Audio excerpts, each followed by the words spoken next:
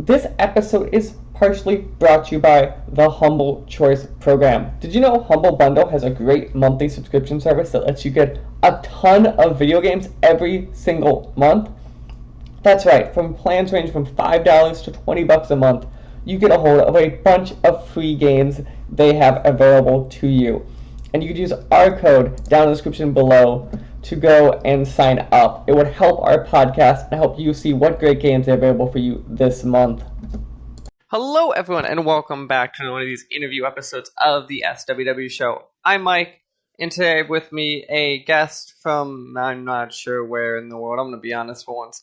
To talk about his soon-to-be-released Steam version of a game. To get us started, do you mind introducing yourself and the game we're here to talk about? Yes, of course. Hi, everybody. I am William Somewhat, and I come from Montreal, Canada. So that's it. And I'm an indie game developer. I call myself like micro indie developer because we're a team of 2 people at Somewhat Software, and we specialize in making like short, moody experiences influenced by midnight movies, weird stuff. We make games, but not really games. Like I'm hanging up on the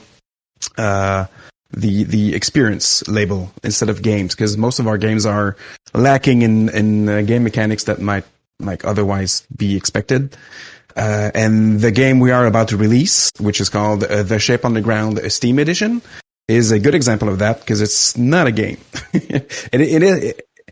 Go ahead. I was going to say, let's kind of talk about that for a second then. What do you define the between a game and an experience? That way the audience has an idea of what we're saying here. Well, it's the whole theory of genres in culture and in arts. It's very vague. It's always like keeps being defined every day, every time somebody mentions genres.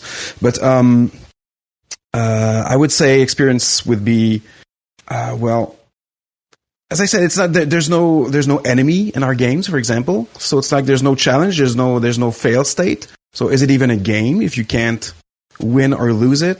Because as a player myself, I'm really digging the sense of place some games like transport you into, and the feeling of I've been there, I was there. Like I played Resident Evil 7 in VR completely. That's my only experience in RE7 was in VR, like 100%. So I've been in that house. That's what I keep thinking about when I think of that game. It's like it's the place that it happened. And so what I'm interested in offering players is places. That's mostly it. Would you define stuff like walking simulators as much of a term that's not always the best term as something that's more of an experience? So like a Gone Home or an Everybody's Gone to Rapture, you'd say it's more of an experience than a game? Yeah. Yeah, it's like a movie you experience at your own pace. Because like you give like 2 examples that unless I've never finished Everybody's Gone to the Rapture, but I went like 3/4 through it. I don't think there's a alternate ending. I think it's a point A to point B experience. Gone Home surely is a point A to point B experience. Gone Home is surely a point. Oh, it's like point A to point Z. But yes, no, 100% I agree with you. It's everyone is going to really end the game and run the credits kind of by doing these same steps. You might take longer to get through these steps because it's like, oh, instead of starting in this room, I went to the other room first to find this. But it's really a puzzle that I'm interacting with that is leading me down a story road. Yeah, that's right. And so everybody has a very similar experience at the end of it, and they can talk about it and share about it like as if you watched a movie. So, and the interactive part, the part that makes it a game is that, you could experience it like at your own pace. You can just spend more time like examining the environment or one given room over another or something like that. So yeah, and that is something I like. I like my games like low pressure, low tension. And the whole get good culture is something I'm not very. I'm not a fan of that. No. So I'm curious then. So obviously, because you've said that Somewhat. Oh, sure. There's Somewhat Studios. Yeah, Somewhat Studios. Somewhat Software. I apologize. I got the somewhat right. It's meta. What is your acronym? It's fine. A good way to keep it in mind is that we find it very funny that we can say somewhat soft as well. That's good.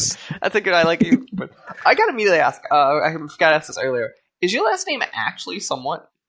No, it's not. Okay. It's just stage him. Okay, I was like, if that's really your last name, I am shocked. There's not like somewhat businesses everywhere.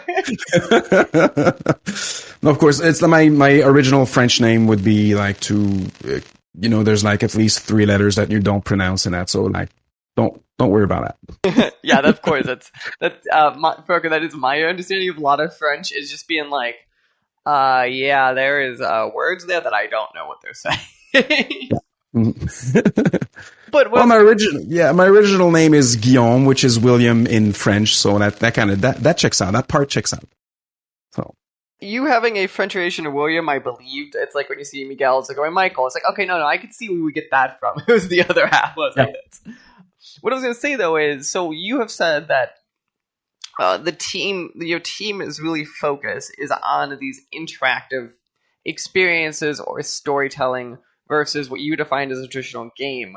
Why did you decide to kind of make a studio to go down this road versus and sell it as that versus like make a studio that happens to make the experiences and also what you define as games? It took me a while to be comfortable saying that. Like the idea of we're making easy games. We're making games that you can complete in one sitting. There's no enemy. There's nothing to stop you from going there. There's potentially no tension if you really want to have this kind of stuff in your horror game, because we're doing horror themed games mostly. But it really boils down to what I like to play. Like a few years ago, I discovered the creators like Kitty Horror Show. And like these people who make games that would be labeled horror games because of their themes, their story, the things they talk about, but it's not. There's no enemy, there's no failed state, as I said. So, and that spoke to me because I hate starting over. I hate being game over. It's like I'm older as well. Don't have that much time, and I definitely lack the determination to get good at a game that requires reflexes and stuff like that. So I thought that my feelings were legitimate, were acceptable, and so there must be like other people like me out there that feel the same, and they don't enjoy, or they enjoy like difficult games, but they also enjoy like those games where there's more there's no tension, there's no challenge, and because you can play games for any number of reasons, and they're all valid. I used to maybe you've done that before. You've played a game and you've really enjoyed like a segment or a place or like an environment, so you save a game just right before you get there, and so you can experience it over and over again because you just like that, and like the game mechanics get in the way of just enjoying that place or that sequence, and so. This is what I wanted to do, and I discovered creators that do just that, and that was very inspiring, and I decided to do my own games. The idea is that it's very difficult to find the games I want to play that I imagine, and so I decided to make them. And like for an example, like the game we are working on that I still haven't announced, that we would be ready to announce like maybe by the end of summer, it's not necessarily my dream game, but it's a game I would wish somebody else would make so I could play it instead. Yeah. Kind of curious, as you said, you kind of have these experiences you work on. So one of the things I think, so you said they're like horror based, and that seems to be the trend. And horror, to me, I'm very curious how what your guys' philosophies are for developing stuff like tension. When like if there's not enemies here, like a horror's tension is relatively limited because part of the tension is the possibility of consequences. And if inherently you remove that possibility of consequences, I'm kind of curious, philosophy-wise, how you kind of can make sure that tension still happens. To be honest, I don't know. It's a secret even to myself. Like the first game that we re-released, I Make Saints Steam Edition as well. So it was like the first game I made like back in 2017. And so I re-released it like earlier this year. And this game has no enemy as well. And on the Steam store page, it's one of the selling points. Like there's no danger. Player is never in danger at any point.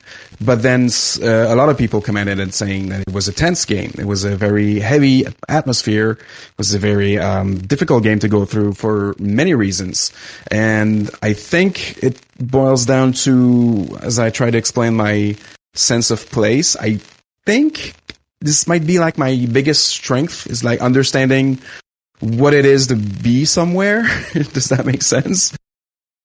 But and so transferring this feeling, like the emotions, the things I remember from being in a place or another, and translating that into a game through lighting, through level design, through sound design, mostly sound design. It's really important.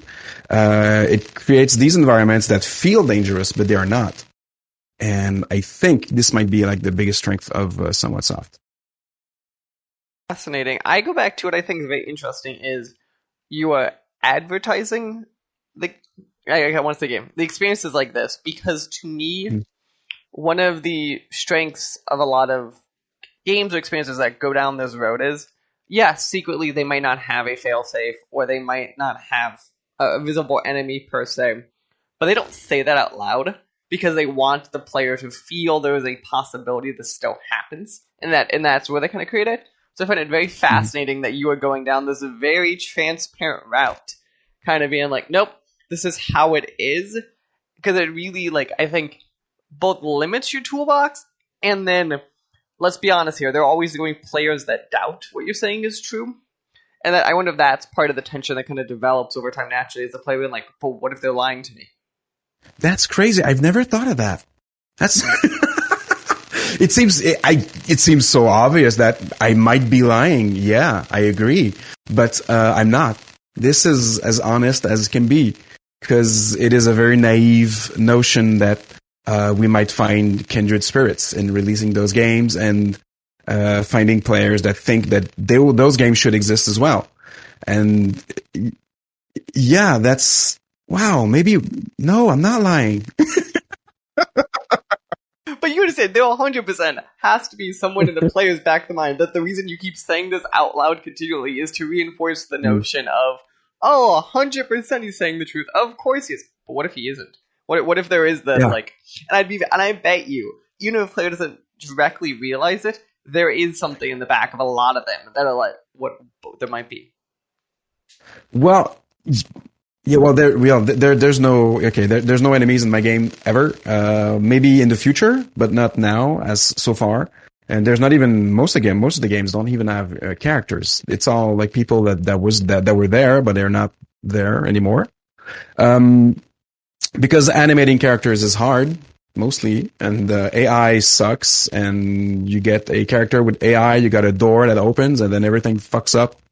So as a game developer, like, it's easy to make a walking sim, like technically easy. So it's the way to go to start. So that's how I got my start into making games. If not, I would have discouraged myself like way too easily. Now the idea of promoting it, of putting it up front, like saying this game is not going to try to kill you at all, is something that I came to terms with like after a long period of reflection, because I took business classes to launch my my studio, and they banging on about like find like selling points, find that what's differentiating you from the competition, what's making you like unique.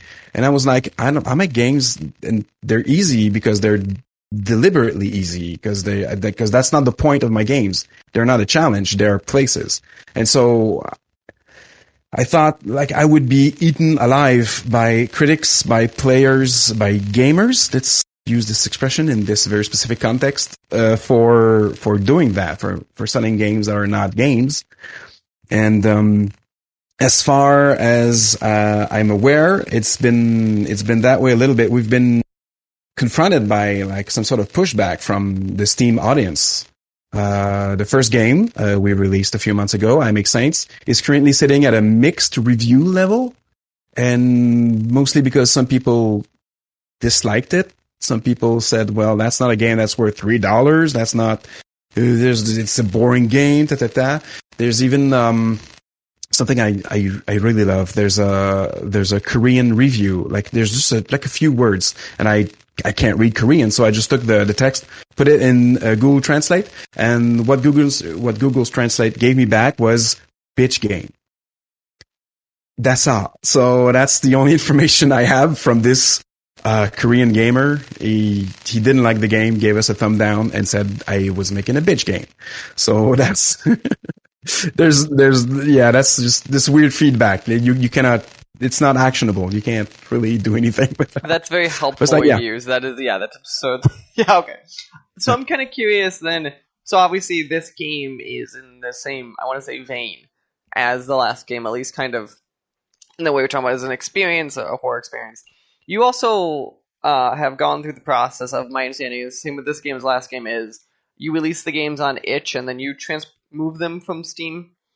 Has that process taught you more while making this game than like the last one, of like mistakes that you would or would not make again or anything down that road? Well, yes and yeah. Yes and yes would be my answer then.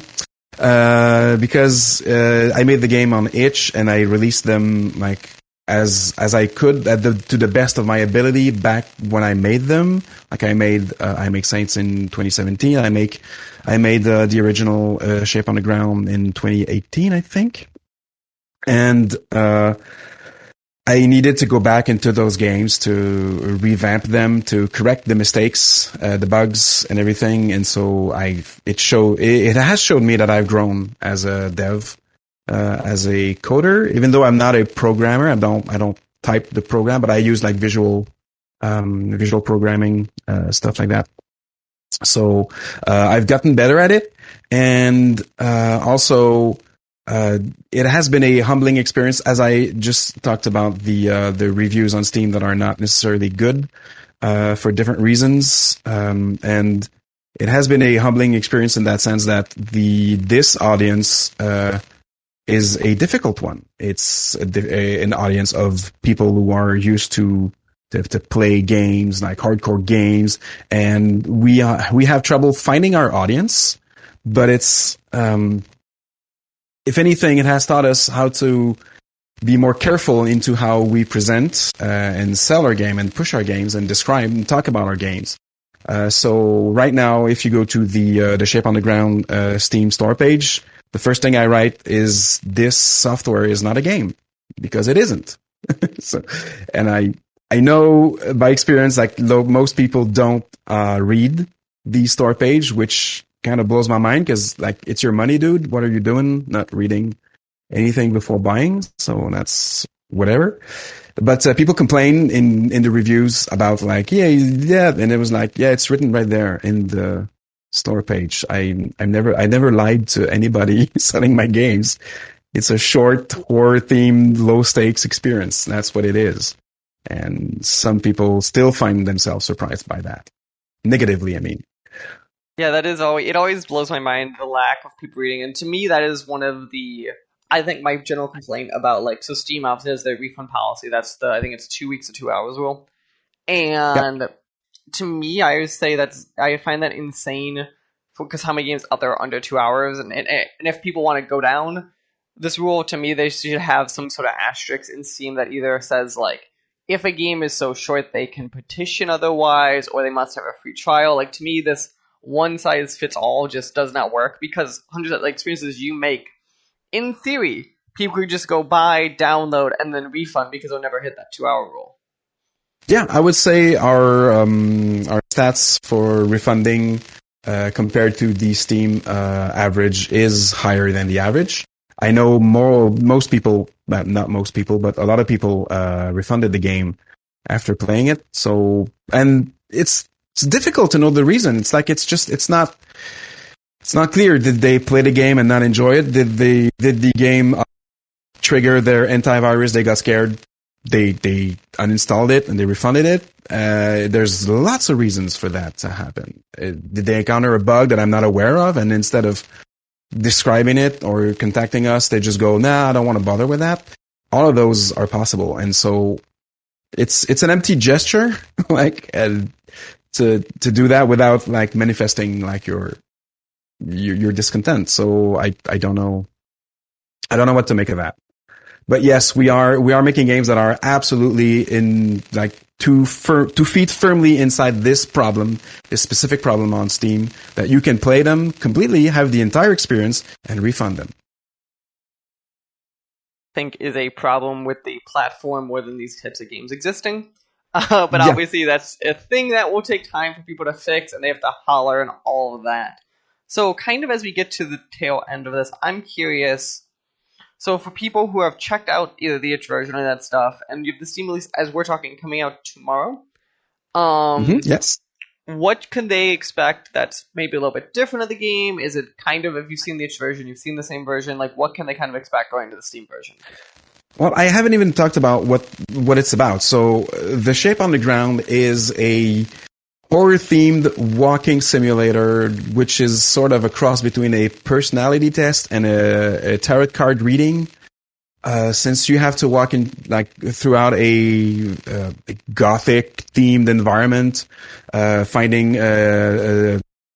like art pieces, art installations, and every time you open one of those art installations, the game asks you, "What do you see?" And so you need to answer. Choose one of the answers that are provided, and that compiles into like a result that chooses for you like one of the different endings of the game, and then you get a final reading, like a fortune cookie short statement that you should just take with you and think about it and just self-reflect on it if this is something that you are interested in doing. And so the difference between the itch version and the Steam version is more content.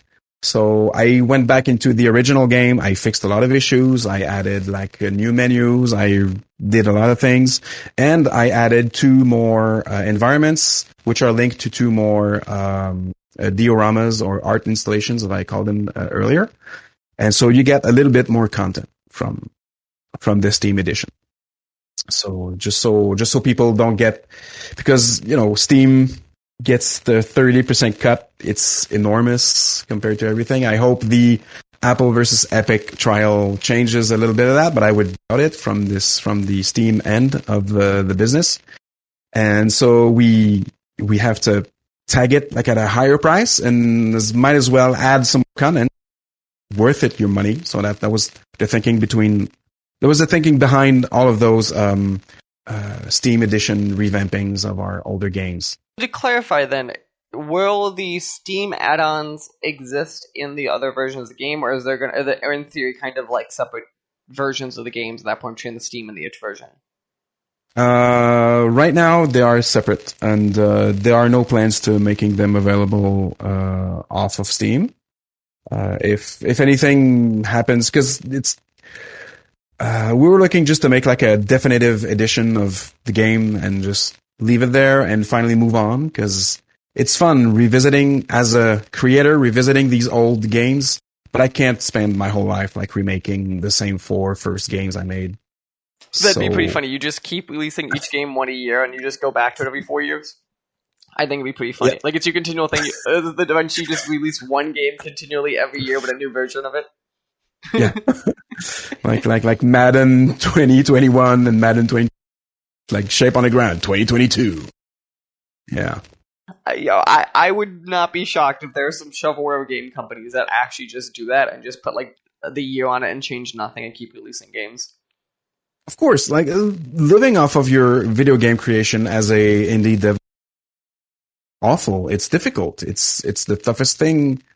Like I feel like we have a good chance of making it, but there's a lot of factors at play, and so re-releasing our like back catalog of games on Steam was the first step to just build up an audience, build up like a reputation, so that you get on Steam, you see like a game, and then you can just go to the editor page or the publisher page and just go, oh, they made like in other games, so they're probably trustworthy. Like it's So just in not general, it's just a whole new audience. Like if you had games on itch, Steam's, even if you have a smaller percentage of Steam players playing the game, it's still an audience that is hundreds of times bigger. Yes. Yes. It's the scale is not even comparable. Like we have an audience on itch, and we have like fans and hardcore fans, and it's great. I love it, and I mean this has fed me like the energy necessary to keep the whole project going for like 4 or 5 years going now. And without itch, I wouldn't be there. Without the audience on itch, I wouldn't be there. Because there's a lot of love for indie game developers, a lot of understanding as well to the flaws of an indie developer on itch. But on Steam, it's you got to bring your A game. And are we ready for that? I don't know, but we're doing it anyway. So yeah, it's been a very stressful few months because we're doing this full time now. We are full-time developers, and we are pinching pennies, waiting for like a bigger game to come out next year, hopefully. That would like pay the bills. Because that's the idea. Like if we keep making like 20 minutes, 25 minutes short horror experiences on Steam, people are just going to refund it and just rob us of our money, and we're not going to be making like a living off of that. We need to make an actual game, like a real game with choices and a long like playtime and different endings, and just not just like a point A to point B game, just something that's more organic and involved. And that's what we're working on. That's what we're working on right now, but it's difficult. So it's a longer process, of course. Perfect. So if people wanted to go check out either The Shape of the Ground or your other releases, where should we send people? I assume it's Shape of the Ground on Steam. I assume if we just search up Somewhat Software, you could find out both your Steam page and your itch page. Is there anyone else we should be sending people? Well, if you're curious, you can go and see somewhatsoftware.com, which is our website. If not, well, yeah, itch, Steam, that's where we are. And yeah, look it up. Look us up in the search engines. The games so far are I Make Saints and The Shape on the Ground. I look forward to that. Apparently, that announcement later, hopefully this summer or early in the fall of your next project. Where thank you for taking time to talk to me directly before the goddamn release of your game. Yeah, it's true. I don't know if the episode comes out like today or tomorrow, but we're releasing like tomorrow on June 15th. So yeah, it'll be out soon. We're probably gonna get to speed this one out. Hopefully, get it out probably mid this week. So yeah, people, when you're hearing this, the game is out. Probably go check it out on Steam and just do indie devs a favor. And if you decide to buy the game, just accept if you don't love it, you just lost a couple bucks. You want to leave it an honest review, leave an honest review. But don't screw indie devs by go refunding the game after an hour if it works. Like, I understand the point of these refund things if the games actually physically cannot be played a lot more, then it's just, well, I didn't love it. Well, if you didn't love a movie, you don't go return that movie after so much time. Like, but again, William, thank you for taking time to talk to us today, and best of luck on whatever has to be done between now and then, because I know you want to do it today, just in case stuff could always go wrong. So best of luck to you during this last minute development. Thank you so very much. This podcast was a production of the SWW Show. To learn more, go to theswwshow.com. Remember, you can follow the show on Twitter at the SWW Show. You can follow me at Mikey_Maroney. You can follow AJ at LowSeatBoy. Remember, new episodes premiere on Friday, 9 a.m. Central Time on anchor.fm/SWW and podcast services around the globe.